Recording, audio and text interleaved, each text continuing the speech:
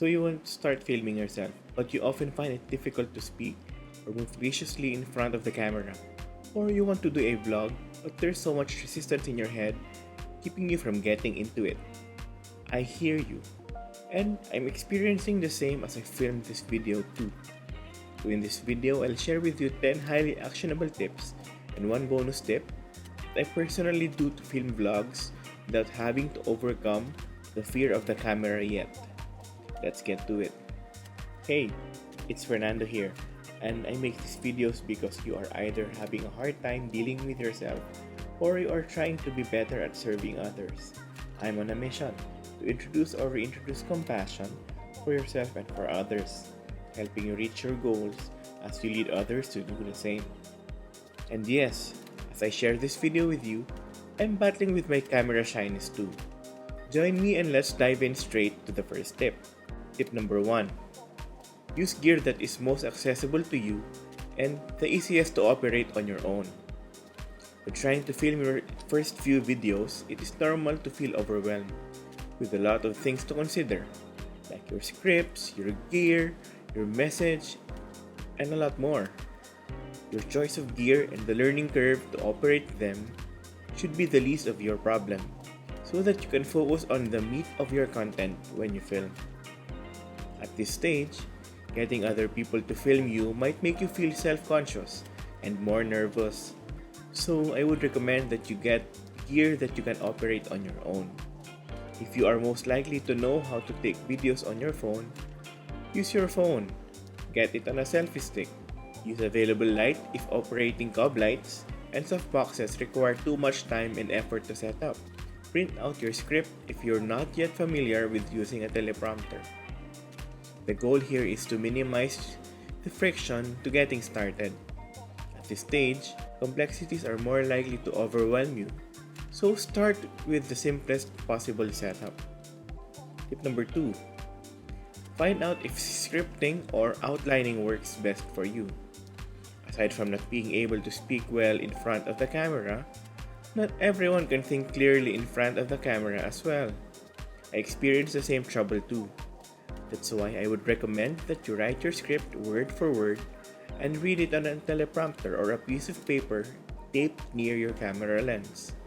For me, I had to save up for the cheapest teleprompter just so I can get myself out of overthinking and self-judgment when going through the words I wrote on my script. But for those who can think clearly under duress, a bullet form outline may be useful as a guide to where you can lead your conversations with your audiences too. Third tip. Get the basic gear you can afford that makes you feel more confident in yourself, but also to improve your shots. I'm not saying that you buy the latest and greatest gear. I would even encourage you to film with whatever you have now. But I also understand that sometimes creativity and resourcefulness take a backseat if our self-confidence is shaken. So get the basic gear that would get you good enough lighting, good enough audio quality, and perhaps a teleprompter app to use on your phone just to appease your worry of not putting out good enough content. Fourth, divide your script into sections. What I mean by this is that you split your script into chunks of 10 to 15 seconds or at a length or duration that you think you'd be comfortable filming in a single cut. This will make sure that your sentences are still phrased well, but also lessen the chance of having to do jump cuts in between words in a single sentence. Tip number 5. Practice your script a few times before filming yourself. Doing this helps you avoid mistakes in pronunciation, phrasing, and tonality when you start filming. Familiarity with the script somehow makes you less dependent on the teleprompter and gets you into a bit of a flow while filming each section. Tip number 6. Even if you don't feel fully ready, start filming anyway. I'm sure filming on YouTube came to you as a light bulb realization in one way or another.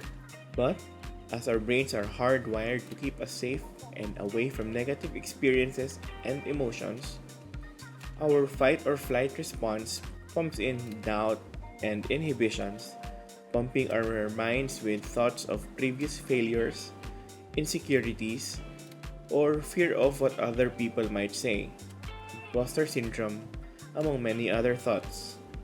But these pushbacks from our brains are not necessarily the reality that awaits us. Decide to start. Commit to yourself that you do it. And then, honor your commitment. Tip number 7. Expect your first videos to suck. And avoid comparing it to those who have been doing this for a long time. As the old adage says, comparison is the thief of joy. President Theodore Roosevelt. You come from a different set of realities. So comparing it to those who have built up their confidence to film their own vlogs for years is an unreasonable comparison. We rarely take notice of the hard work and the propensity of the personal struggles that seasoned YouTubers go through. We also easily overlook the mentions of the negative self-talk going on in their heads, their fears, and their insecurities when they first started filming. Don't compare your first steps with someone else's thousands. Tip number 8. Give it your best. Normally, you would like to appear eloquent and confident on camera, but trying your best with where you're at is more than enough as you get started. There are ways that your expertise but also your vulnerabilities complement each other to attract the right audience for your videos. Sometimes showing your growth pains helps you be more authentic in your content. Tip number 9. Be your number one fan. Reward yourself for your hard work. As a quote from John E. Jones says, "What gets measured gets done. What gets measured and fed back gets done well. What gets rewarded gets repeated." Reward yourself for your hard work so you'd be more likely to do it again. Making the hard work feel immediately satisfying makes you more likely to repeat it again. Don't expect the platform's algorithm to reward you with views, comments, and subscribers from your first few videos, or else you will be disappointed if you don't achieve them. Reward yourself for the effort so that you are more likely to shoot another video. Tip number 10. Critique the first output, but don't be too hard on yourself. Equally important is to identify and embrace the flaws of the first video and do better at them on the next one. This makes sure that your videos improve, but also keeps you grounded that as long as you learn from your mistakes, you'd be superb at creating YouTube content in the long run. But be sure to critique your output and not your personality. Some people find their output synonymous to who they are as a person, but this destructive thinking won't let you address the mistakes in the research phase, in creating the thumbnail, in selecting a topic, in video editing, and many more.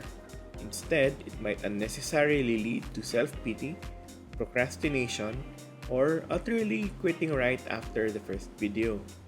So, get your head up and focus on improving your craft. If you do, oftentimes self-awareness, self-discipline, and personal development naturally follows. Being compassionate to yourself brings more understanding of your complex, deep-seated thought patterns. In turn, this helps you create more content that is more likely to address the needs of your audiences who are having the same journey as you. And for the bonus tip, film videos not just to feel a need for validation, but for the genuine desire to help your audience. This seems impractical and cringy to some, but having service mindset primes you to make more content that addresses a demand than just putting out content that tallies the internal monologues we ought to keep private. Also, our minds and hearts are usually drawn to do things better for others, especially in helping the people we once were. And there you have it. These are the tips I would recommend that you do. I do this myself when I film these videos for you too, so I hope you found this useful. As I said, I'm trying to be better at this too. If you have tips and suggestions how to appear confident on camera, tell me about them in the comments. If you have other troubles in getting in front of the camera, or if you have personal roadblocks being an entrepreneur, Talk to me in the comments and I'll do my best to help you out. Maybe on my upcoming videos or to get people who can. Thanks for watching and remember, everyone needs compassion.